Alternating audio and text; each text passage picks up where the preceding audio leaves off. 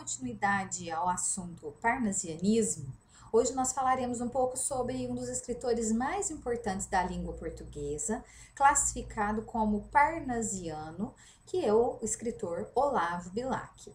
A importância de Olavo Bilac é tão considerada na língua portuguesa que ele é chamado de o príncipe dos poetas brasileiros.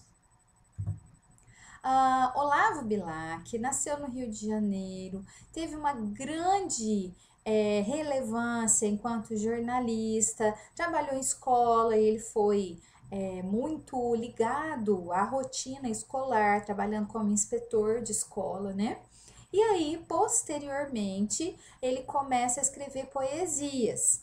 E aí, dentro dessa perspectiva poética, nós já conseguimos entender que ele já demonstrava estar associado à vertente parnasiana. O parnasianismo surgiu na França e teve uma grande relevância, uma grande notoriedade no Brasil. Olavo Bilac colabora com vários jornais, tem extrema importância enquanto escritor e também enquanto jornalista, né, e organizador também de eventos de poesia. Além disso, ele é membro fundador da Academia Brasileira de Letras. Ele é um autêntico poeta brasileiro, considerado o melhor representante do parnasianismo. Olavo Bilac tinha nutria um amor muito grande pela pátria, e ele deixa estes resquícios de amor pela pátria, que vão aparecer primeiramente no romantismo, e deixa essas características ainda chegarem até o momento do parnasianismo. O parnasianismo ele ocorre um pouquinho depois do romantismo, mas ele ainda traz esses resquícios de subjetividade, de amor à pátria. Ele escreveu a letra do hino à bandeira, né? Além disso, ele se comporta também como um grande poeta parnasiano, porque ele vai mostrar para nós a objetividade, a mitologia grega, as histórias inspiradas na mitologia greco-romana, na antiguidade clássica, né? Os elementos greco-romanos. Então ele não perde a essência parnasiana, porém ele ainda traz elementos oriundos do romantismo, tá? Ele não se mantém sempre parnasiano, né? E além disso, ele escreve alguns versos, né, de amor, mas demonstrando certo sensualismo, certa emoção, algo que é próprio do romantismo mesmo, tá? Posteriormente, então, ele escreve o hino à bandeira do Brasil. Eu deixei aqui o link para vocês ouvirem. É uma letra maravilhosa do ponto de vista do nacionalismo, do ponto de vista do enaltecimento da pátria, né? O vocabulário riquíssimo entregue a esse sentimento ufanista, né? Olha, ele coloca lá da amada terra do Brasil, querido símbolo da terra. Então existe um enaltecimento muito grande, né, em relação à bandeira do Brasil. Então é uma ode, né, um hino à bandeira do Brasil, e de maneira eloquente ele vai se expressar.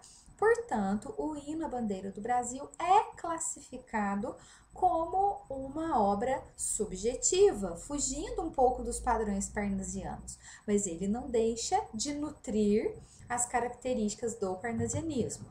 Bom, outro poema dele conhecido é chamado de Via Láctea. Neste poema, ele vai utilizar a forma de soneto, 2 quartetos, 2 tercetos, versos decassílabos, e na Via Láctea ele vai utilizar um eu lírico que dialoga com o interlocutor. Olha só na terceira estrofe, quando ele fala tresloucado amigo, né? Ou então quando ele diz lá no primeiro verso da primeira estrofe, ora direis. ouvir estrelas, certo? Perdeste o senso. Então parece que ele tem aí, ele estabelece um diálogo com esse interlocutor. E aqui o vocabulário utilizado por ele é subjetivo, é um vocabulário que traz elementos aí muito intrínsecos da pessoalidade dele, né? E esse diálogo mesmo, em um vocabulário que ele enaltece as estrelas, né? Que ele faz aí apologia às estrelas. Olha, e eu vos direi, novamente ele usa aí para o interlocutor, amai para entendê-las, pois só quem ama pode ter ouvido capaz de ouvir e entender estrelas. Então há um certo subjetivismo aí que enaltece a perspectiva poemática. Nesse segundo aqui, não tanto, né?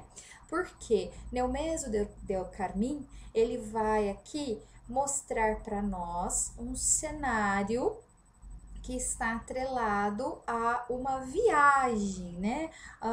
O título quer dizer no meio da viagem. E ele faz associação a duas obras importantes. A primeira delas é a Divina Comédia, de Dante Alighieri, e ele faz referência ao inferno, que é a primeira parte, né, do livro A Divina Comédia, e ele faz também depois referência, né, de um diálogo, há uma referência aí à obra do Carlos Drummond de Andrade, No Meio do Caminho. Então, olha, chegaste, vinhas fatigado e triste e fatigado eu vinha, tinhas a alma de sonhos povoada e a alma de sonhos povoada eu tinha.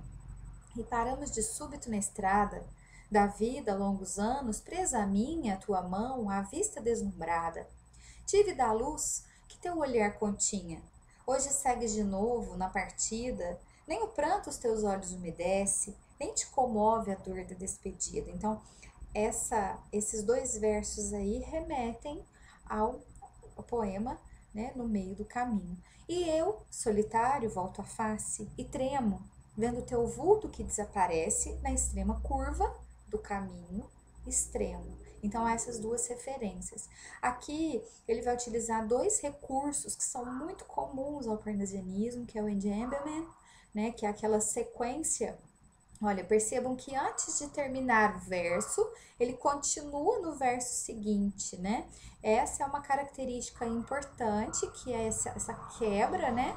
Muito utilizada pelos franceses e principalmente no parnasianismo, tá? E além disso, os quiasmos, né? Que são repetições de termos em versos diferentes.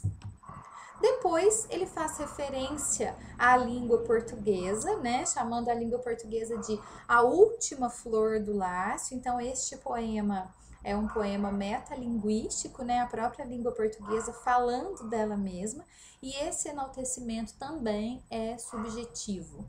Muito obrigada pela atenção de vocês, até a próxima.